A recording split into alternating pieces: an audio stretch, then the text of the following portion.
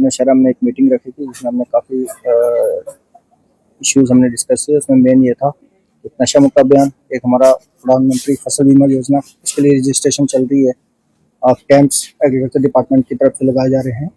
तीसरा था हमारा माई भारत पोर्टल पे यूथ की रजिस्ट्रेशन, 15 साल से लेकर 29 साल के यूथ की उसमें रजिस्ट्रेशन, ताकि हम जो भी इवेंट्स करते हैं यूथ के लिए या कोई हम स्किल डेवलपमेंट का या कोई भी प्रोग्राम उनके लिए करते हैं, उसके एक प्रॉपर इवेंट क्रिएट करके उसका एक रिकॉर्ड बन सके कि कहाँ, और कोई भी कहीं से देख के उस प्रोग्राम को देख सके कहाँ पे कौन से एरिया में यूथ के लिए क्या प्रोग्राम हो रहा है।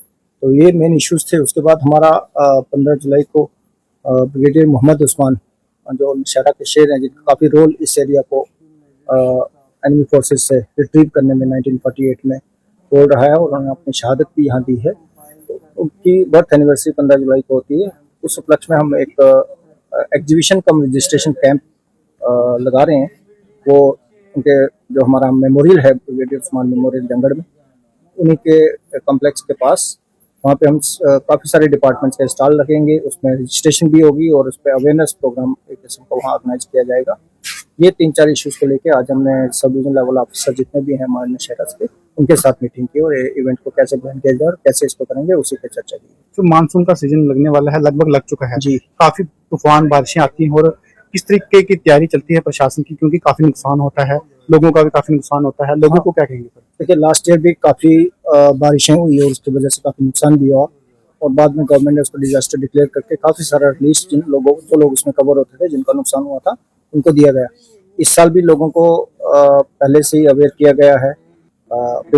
आपने देखा होगा कि हमने अभी डिस्कस किया उसमें प्रिपेयर्डनेस फॉर रेनी सीजन, खासकर जो लो लाइंग एरिया दरिया के आसपास के लोग रहते हैं उनको टाइमली अवेयर करना। जब भी हमारे पास कोई मौसम खराब होने की हमारे पास अलर्ट आता है या वार्निंग आती है, हम उस हिसाब से एक्ट करते हैं।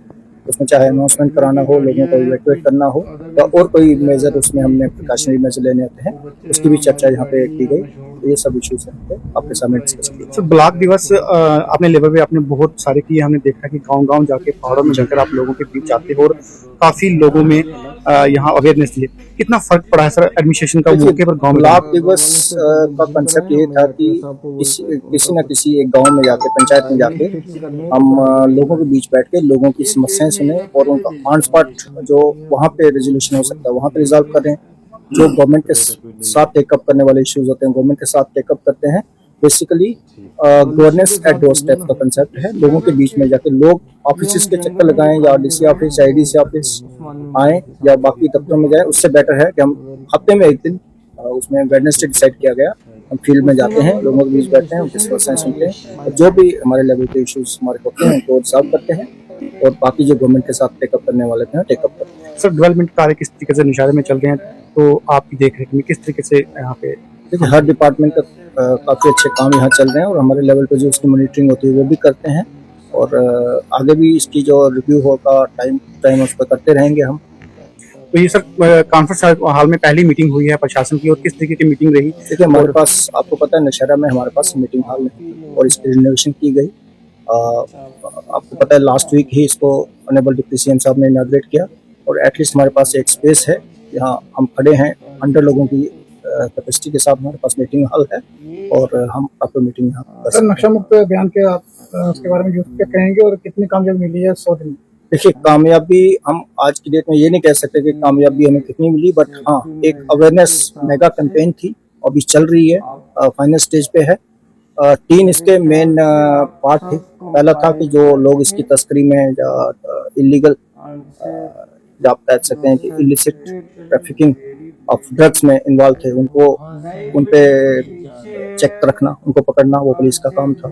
अवेयरनेस करना यूथ को कि इससे बचना चाहिए और ये हमारे लिए हानिकारक है, एक ये था। तीसरा इसका पार्ट था कि जो लोग इन्वॉल्व हो चुके हैं, किसी भी वजह से विक्टिम बन चुके हैं, ड्रग्स के शिकार हो चुके हैं, उनको किस तरह रिहेबिलिटेट करके वापस मुख्य धारा में ला जाए। तो उसके लिए हमने आपको पहले भी बताया कि हमारे पास 2 फैसिलिटीज हैं राजौरी में।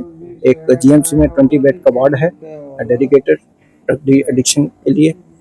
दूसरा हमारे पास DDAC है, district drug de addiction centre, तो सोशल वेलफेयर डिपार्टमेंट का है और किसी एनजीओ के साथ, एक एनजीओ के साथ मिलकर हम उसको चलाते हैं।